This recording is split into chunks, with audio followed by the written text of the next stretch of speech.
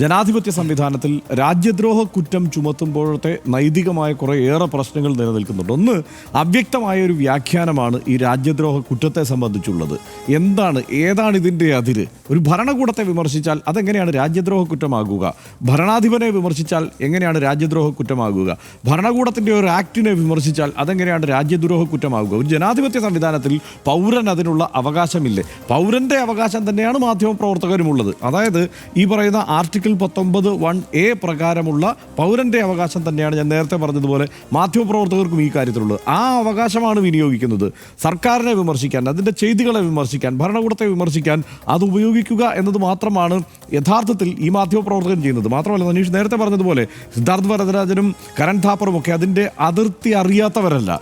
ഈ രാജ്യത്തിൻ്റെ ചരിത്രത്തോടൊപ്പം സഞ്ചരിച്ച പ്രധാനപ്പെട്ട മാധ്യമപ്രവർത്തകർ തന്നെയാണ് അവരൊക്കെ.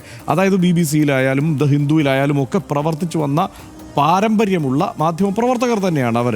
അല്ലാത്ത മാധ്യമപ്രവർത്തകരൊന്നും ആ പാരമ്പര്യം ഇല്ല എന്നല്ല ഞാൻ പറയുന്നത്. പക്ഷേ ഇവർക്ക് അതിനെക്കുറിച്ച് വ്യക്തമായ ധാരണയുണ്ട്. മാത്രമല്ല, ഈ രാജ്യത്തിൻ്റെ നിർമ്മാണത്തിൽ തന്നെ നിർണായകമായ പങ്കുവഹിച്ചവരുടെ പരമ്പരയിൽപ്പെട്ടവർ കൂടിയാണ് ഇവരൊക്കെ.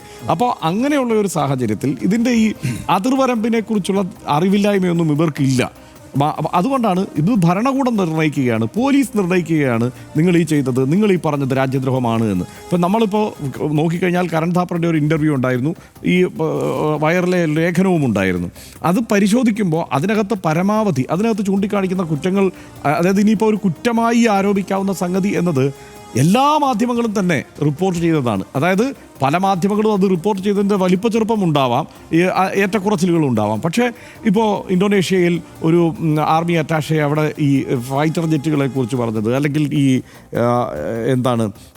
ഭരണകൂട ഇടപെടൽ കൊണ്ട്, സർക്കാരിൻ്റെ ഇടപെടൽ കൊണ്ട്, രാഷ്ട്രീയ ഇടപെടൽ കൊണ്ട് ഈ ഓപ്പറേഷൻ സിന്ദൂറിൽ ചില പാളിച്ചകളൊക്കെ ഉണ്ടായി എന്നുള്ള പരാമർശങ്ങൾ, ഇത്തരം സംഗതികളൊക്കെ ചർച്ചയായതാണ്.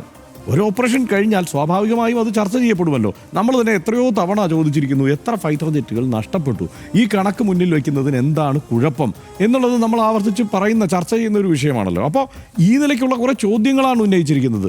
ആ ചോദ്യങ്ങളെല്ലാം രാജ്യദ്രോഹമാണ് എന്ന് വ്യാഖ്യാനിക്കുമ്പോൾ പിന്നെ എന്ത് സുതാര്യതയാണ് ഒരു ജനാധിപത്യ സംവിധാനത്തിൽ ഉള്ളത് എന്ന ചോദ്യമാണ് ബാക്കിയാവുക.